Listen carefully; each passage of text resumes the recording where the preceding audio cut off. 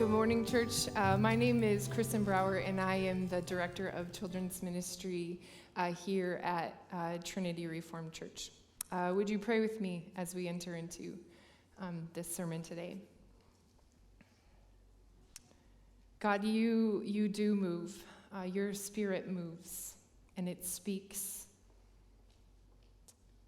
And so, God, we just pray today, I pray today that these words, that we can open our eyes to be able to see you, to open our ears to be able to hear you, and open our hearts in trust and obedience to who you are in our lives.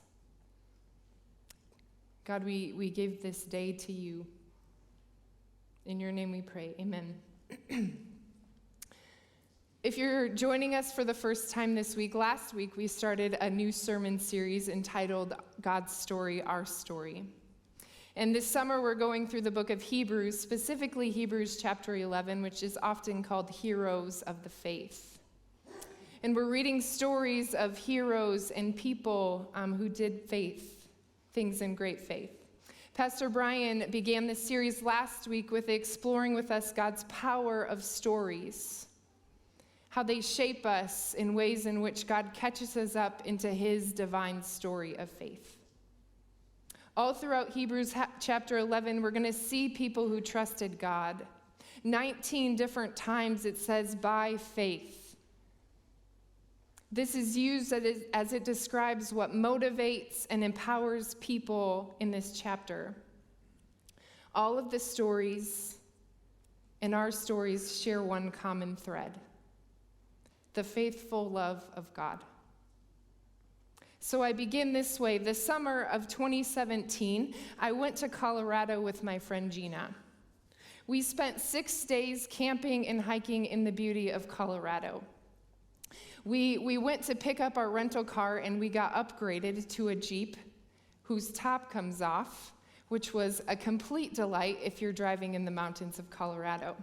So the first day, we decided to get acclimated to the elevation before we started hiking. So we took the Jeep to Pikes Peak, we took the top off, and we drove the winding way up Pikes Peak.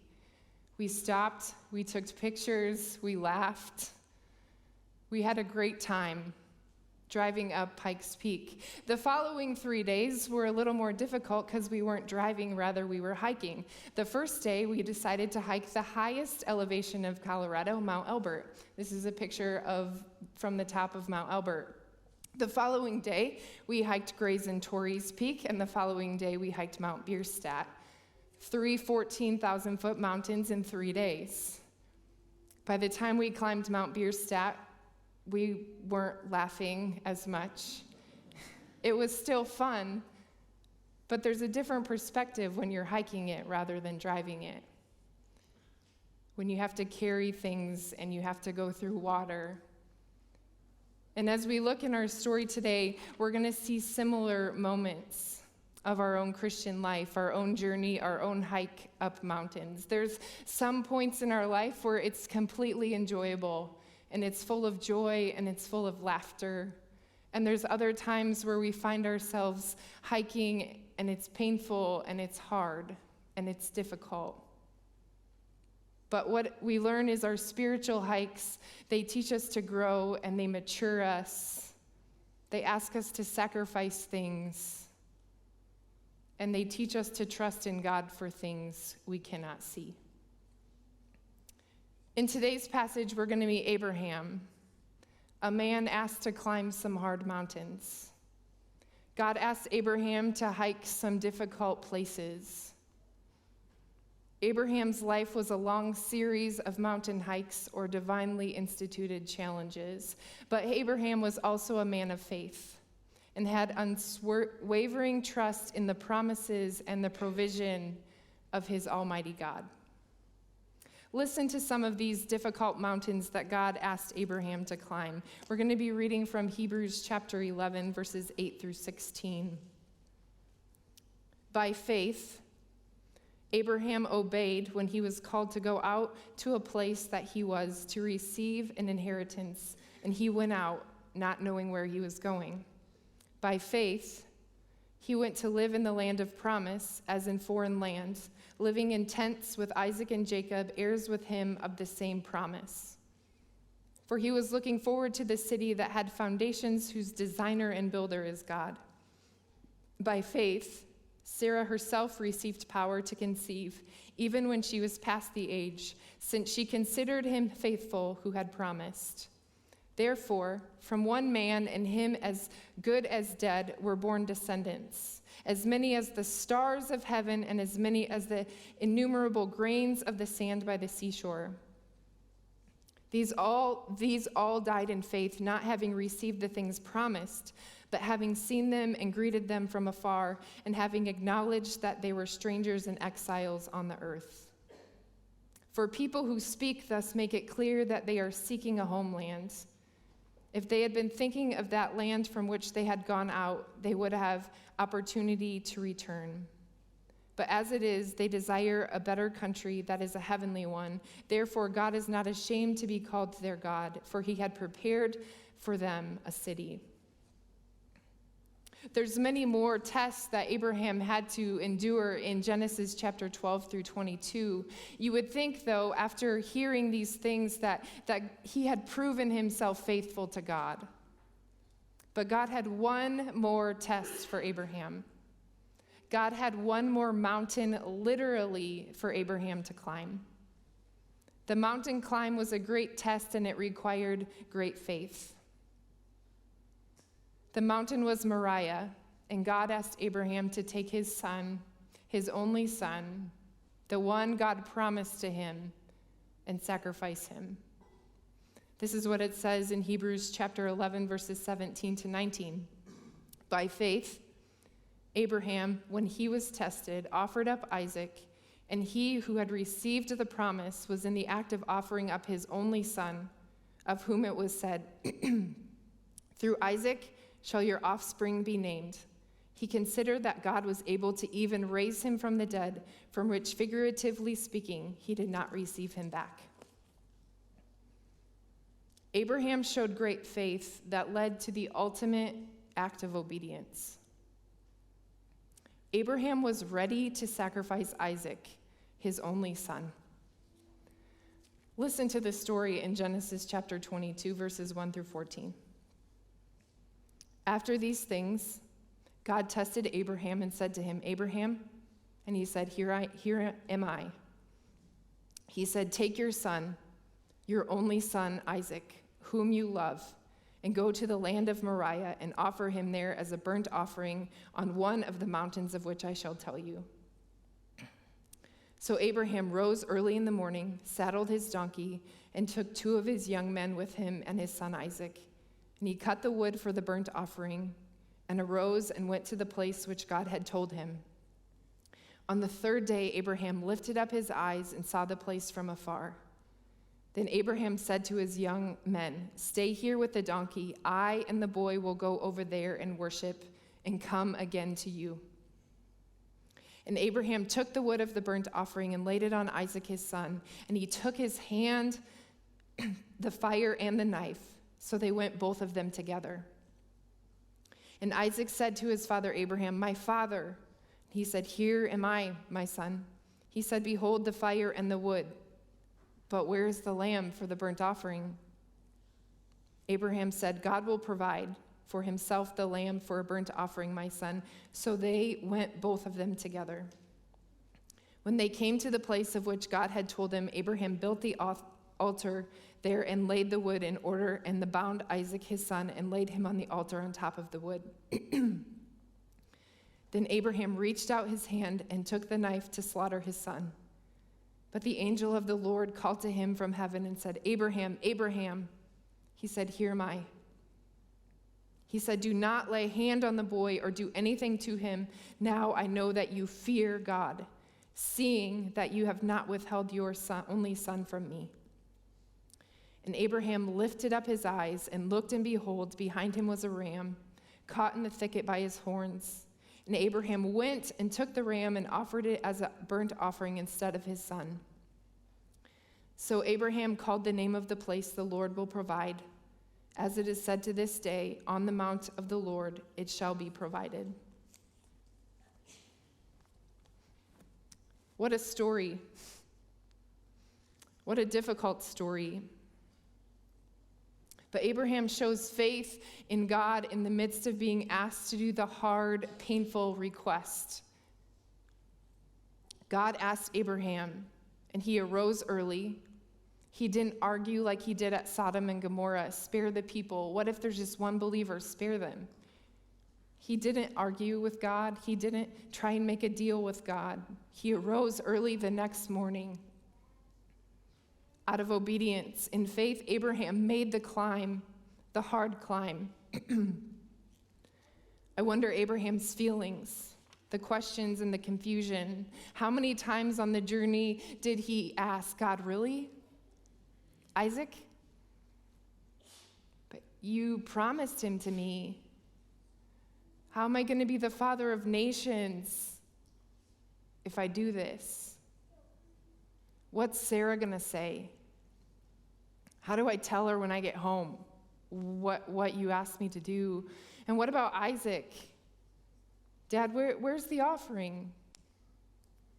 Why am I carrying the wood and not the donkey?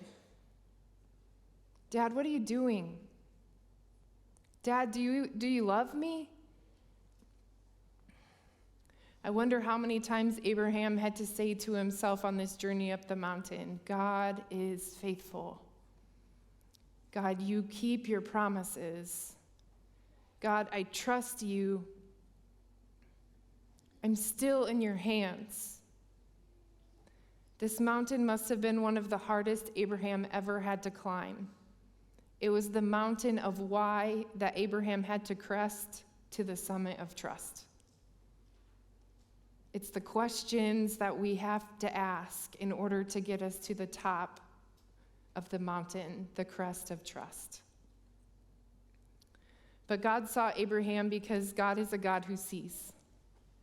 There's something powerful about seeing, looking someone in the eye and really seeing them. I'm the children's director here, so I spend a lot of time with little people. What I've learned with kids is kids have a desire to be seen and a desire to be loved. Kids want you to know their names.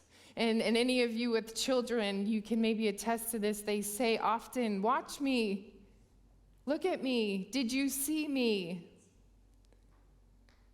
I often find myself getting down on my knees to have an eye-to-eye conversation with children because it's a lot easier to look in their eye when you're on their level.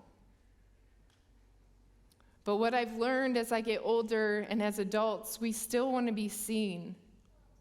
We still want to be loved. We still want people to look us in the eye and see us. This past semester in my Hebrew class, we spent weeks upon weeks in this passage in Genesis 1, verse 14.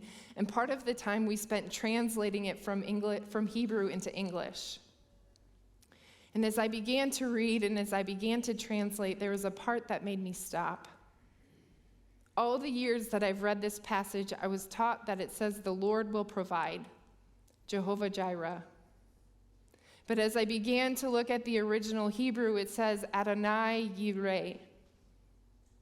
The Hebrew gives a much richer meaning to us. Yireh can also mean to see or perceive or experience. So it doesn't just mean God will provide, but God's also seeing. And we see this verb used 4 times throughout the story. In verse 4, it says Abraham sees the place from afar. In verse 8, it says God will see the lamb for the offering. In verse 13, it says Abraham sees the ram stuck in the bush. And then twice in verse 14, he names the place. The Lord will provide.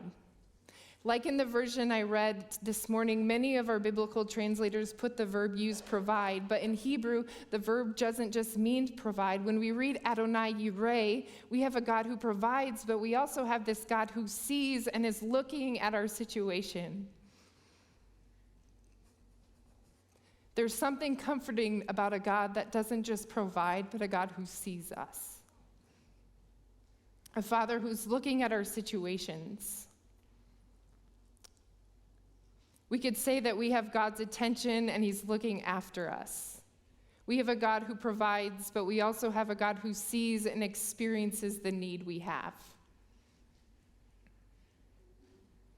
When we're hurting or in pain, God doesn't just provide, but he sees it and feels it and experiences it. God sees us. This is a deep, rich kind of love to have a God who sees and a God who provides. For Abraham, his obedience was his mark of faithfulness. It's difficult to see the unseen. It's easy to look at the immediate, the right in front of us. It's easy to never look beyond ourselves and never look at what could be. We move forward only when we can see our way through. We settle for what's easy and what's comfortable or what we've always known. But Abraham showed us great courage in looking and moving into the unknown and the uncomfortable, and it came from his trust in God. God saw ahead and provided for Abraham and Isaac a ram. I often wonder if, as Abraham and Isaac were heading up one side of the mountain, if the ram was heading up the other side. Or I wonder if the ram was caught there in the thicket the entire time, but it was only when God opened Abraham's eyes that he was able to see that the ram was there. We too will be asked to climb mountains at some time during our walk in our Christian faith. It's for great reasons that God asks us impossible things of his servants. But when we're asked, we won't be able to see the greatness sometimes through our pain. All Abraham could see was the possibility that his son might die. However, he was still able to keep hope by remembering that God is a God who provides and a God who sees. Abraham trusted God, and trusting in God is the beginning of faith. Faith is developed by trusting and obeying. Faith is not seeing our way through it. It's obeying and trusting God when we cannot see our way through it. Faith is trusting in a God who sees us. There are many times that we don't know what God is doing. We have times and situations and places where we wish we could have written a different story. Places where we find ourselves confused or in pain. Maybe we have times we want to rip the pencil from God and just crack it because we want to write a different story for ourselves. Or maybe there's other times we want to take a giant eraser and just erase parts of our story because we don't like that part. We don't want to remember that part. Then there's other times where we want to take out the permanent marker and write in huge letters because those times in our life were so good and so sweet, and we want to remember those times.